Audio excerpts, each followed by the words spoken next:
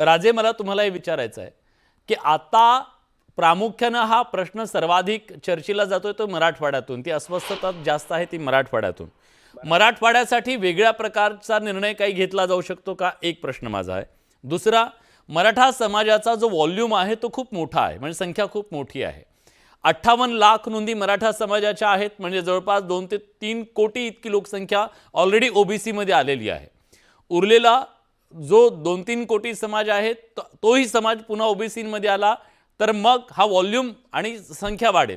मग 10% इतर आरक्षण, 10% ओबीसी मध्ये, अशा प्रकारे 20% आरक्षण मराठा समाजाला मिळू शकतं. अशा प्रकारची मांडणी सुद्धा काही मराठा नेतृत्वाकडून केली जाते की आपण एका कॅटेगरीमध्ये गेलो सगळेजण तर आपल्याला ते पुरणार नाही, त्यापेक्षा जे ओबीसीत गेले त्यांनी ओबीसीतून घ्यावं आणि बाकीचे जे आहेत त्यांनी 10% आहेत तेथून घ्यावं.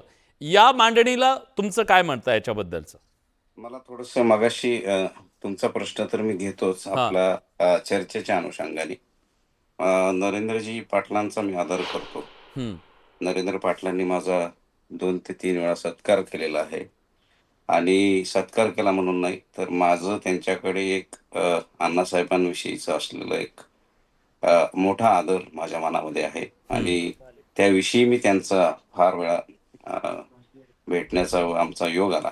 त्यांनी मगाशी सांगितलं की 1916 2016 नंतर हे आयोग आले आणि त्यात आरक्षण दिलं गेलं.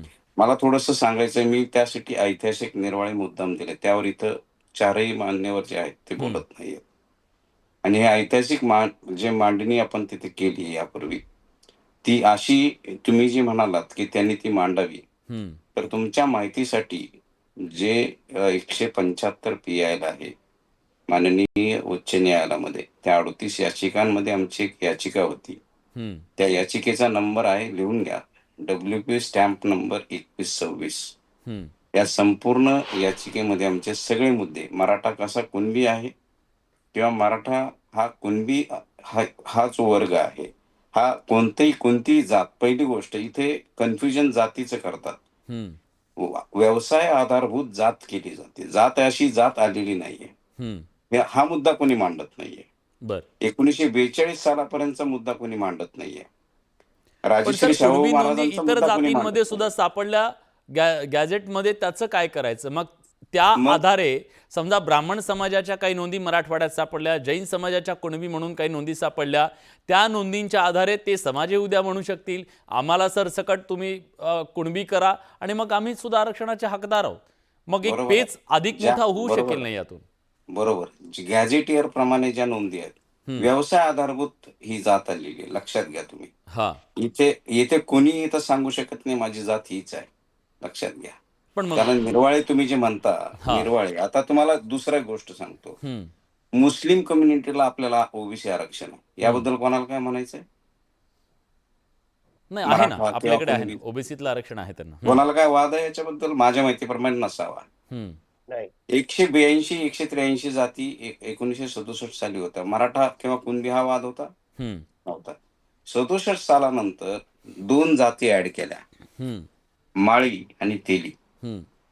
जो आयोग आज तुम्ही लागताय किंवा सांगताय मंडल आयोग, हा मंडल आयोग त्यावेळी होता.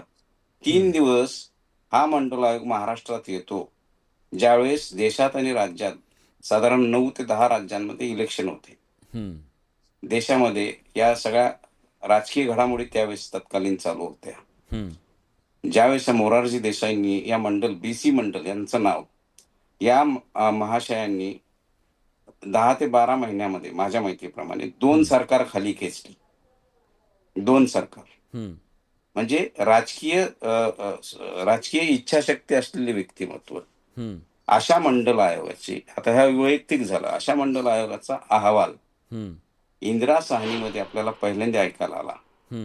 जे 2 ते ऑफिस मेमोरंडम आहेत ते तिथे सांगण्यात आले, एक व्हीपी सिंग सरकारच्या वेळी आणि एक त्यानंतर PV नरसिंहराव यांच्या सरकारच्या काळामध्ये, आणि ते चॅलेंज केले गेले आणि त्यानुसार हे सगळ्या जात कशी निवडावी, जातीचा निर्वाळे कसे द्यावेत किंवा जातीचा अभ्यास करताना शैक्षणिक, सामाजिक व आर्थिक या 3 गोष्टींच्या तरतुदी कशा तिथे अभ्यासल्या जाव्यात याविषयी निकष ठरले गेले. आणि त्यानंतर 16% एक जी वाढ होती ती गेली, त्याविषयीच आमची 21-26 याचिका आहे. बर मी पण सर इथे सर कोणत्या सर राजकीय एक एक हो, हो, वेळेच्या अभावी मला फक्त एवढं सांगा की आता मराठा समाजाला थेट ओबीसी मध्ये किंवा कुणबी करायचं असेल तर काय करावं लागेल? माझ्याकडे फक्त 1 मिनिट उरलाय म्हणून. या प्रक्रिया काय? यासाठी तुम्ही ह्या गॅझेटियरचा तिथे अभ्यास करून तात्काळ त्या नोंदीनुसार ज्या ज्या ठिकाणी या नोंदी सापडल्या त्या ठिकाणी तुम्ही हे गॅझेटियर लागू केलं पाहिजे. समाजाला तिथे न्याय मिळेल. ठीक आहे एवढंच मी बबनरावजी, तुमची काय भूमिका असेल?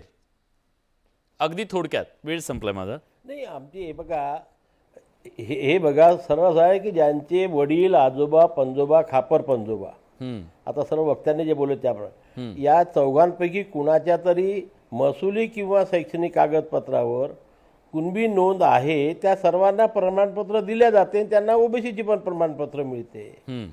आता हे जे सरसकट आहे ते कुठल्या नियमात बसते ते त्यांनी सरकारला सांगावं आणि मग त्याच्यावरती अभ्यास करून सरकार तो निर्णय घेईल की एवढ्या दिवसानंतर आपल्याला तसं करता येते का, हे संविधानाच्या आणि न्यायालयाच्या चौकटीत बसते का, याचं सरकारला योग्य ते मार्गदर्शन करून तशा प्रकारचा निर्णय होऊ शकतो. ठीक आहे, नरेंद्र पाटलांना मला विचारायचं, सरकार त्या दृष्टीनं विचार करतंय का, सकारात्मक आहे का त्याबद्दल?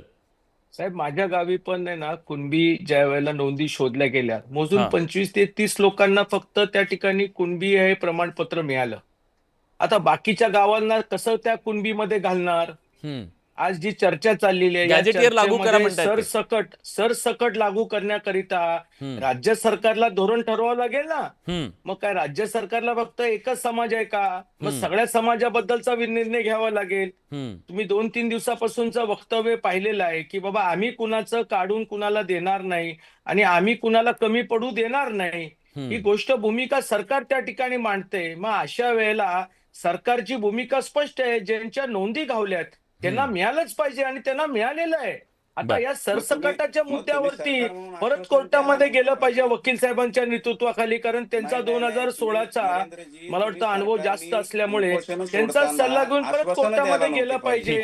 काही हरकत नाही. नाही, मुद्दा तोच आहे. आता मुद्दा तोच आहे. प्रमुख मागणी जी आहे ती मागणी, आणि पाटलांना फसवलं ना तुम्ही, का खोटी आश्वासनं दिली? वकील साहेब, तुम्हाला एक समजावून लेखी सांगतो, आश्वासन दिलं तुम्ही, पाटलांना कुणी कोणत्या आधारावर फसवलेलं नाही. अभ्यासावर दिलं? एक लक्षात घ्या, राज्याचे मुख्यमंत्री म्हणून एकनाथ शिंदे साहेबांनी तर आपण पुढाकार घेतला. ठीक आहे, माझा वेळ संपलाय, माफ करा, माझा वेळ संपलाय. पण या प्रमुख मागणीचा नेमका कसा विचार होतो, उद्धव ठाकरे या प्रमुख मागणीचा कसा विचार होतो हे बघावं लागेल. पण हा पेच कायदेशीर सुद्धा अतिशय जटिल आहे आणि त्यामुळे यातून मार्ग कसा काढला जाईल बघूया.